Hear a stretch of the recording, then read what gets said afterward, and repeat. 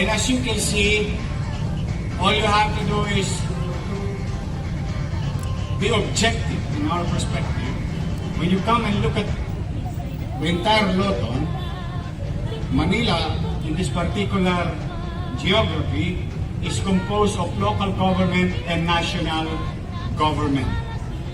That's why, in our own little way, Hani and I, your Vice Mayor, and the members of the City Council, and the members of the local chief executive, in our own little way, to harmonize our actions with the directions also and visions of the national agencies with regard to reviving and making Manila vibrant again. So that's why it's timely, also fitting, in our own little way, working in harmony and synchrony with the goals of making Manila vibrant and a place to go. Mga batang Maynila, hindi na kailangan pumunta sa Ayala Triangle. Todix na lang. Wala pang tosgas. Laway-laway lang. Isipling bagay na kung saan kahit na anong kinakaharap ninyo ng mga suliranin ng inyong pamahalang lungsod makapagbigay man lamang ng konting ngiti sa inyong mga labi. Kahit man lamang sa ganitong paraan, and I saw the joy of that kid. And that is priceless. That is what you call governance. When you try to make your people happy, when you put a smile on them, that is what you call governance. Hindi yan kaya ng anumang dami na salapi kung paano makapagbigay ng kaligayahan sa kanyang mamamayan. Kaya po, umasa kayo sa maliit naming kaparanan, magbubuti kami. Pipilitin namin unti-unti ang susunod na sa bandang Wakali naman, yung inyong dinadaanan sa ilalim ng kalsada. Malapit na. Hindi na siya mapanghi. Walang obstruction. It's for you. You deserve it.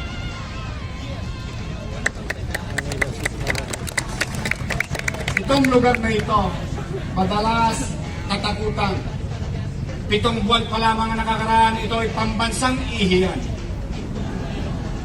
May taliho rito. Kaya may pinakamalaking kubeta. Ganyan po nababoy ang lugar na ito. At ang lugar na ito ay pag-aari ninyo. Pag-aari ng mamamayan. Ito ay parke. Ang nakalulungkot lang a few steps away from office of the mayor. If we cannot govern here, then there's no reason or way for us to govern anywhere further in the city of Manila. So that's why, in our own little way, we're trying to revive this and bring it to you to enjoy. At ang good news, ngayong gabi, huwag kayo mag-alala. Itong mga superficial joy that we can give you, or simple joy that we can give you, wala tong tosgas. Sino dito taga Maynila? Taas sa mga taga Maynila. Huwag kayo mag-alala. Ni 5 duling ng pera ninyo, walang ginamit dito. Ito ay tanging epekto lamang ng mga bagay na ating pakisuyo. Kung maalala nyo in July, 2 months straight, I've been talking to a lot of people, corporations, individuals, who's who of this country. And yet, the effects of it, Jones Bridge. Thank you very much. Ito naman ngayon, at yan naman ang susunod, and so on, and so on.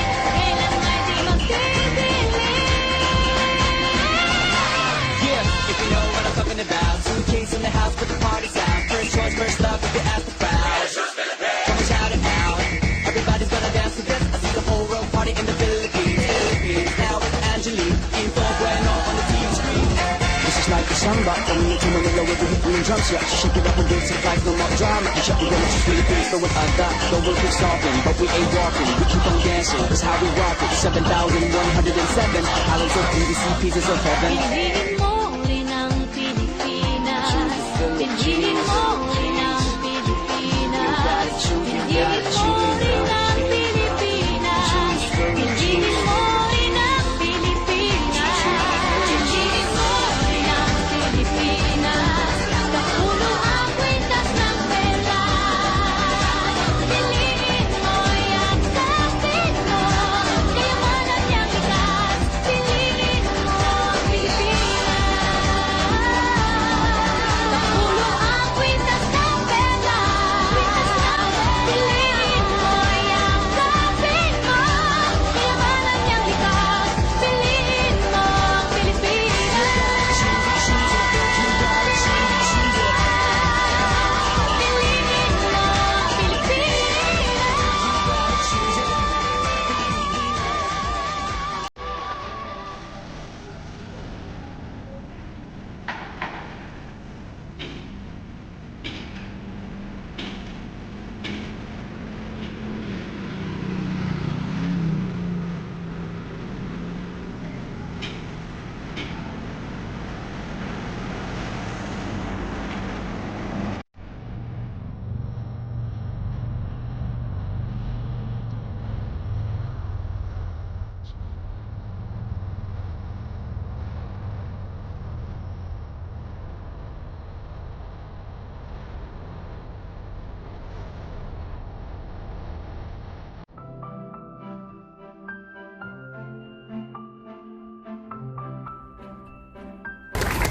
Walang nagmamalasakit sa ating mga batang Maynila, kundi tayong kapwa batang Maynila.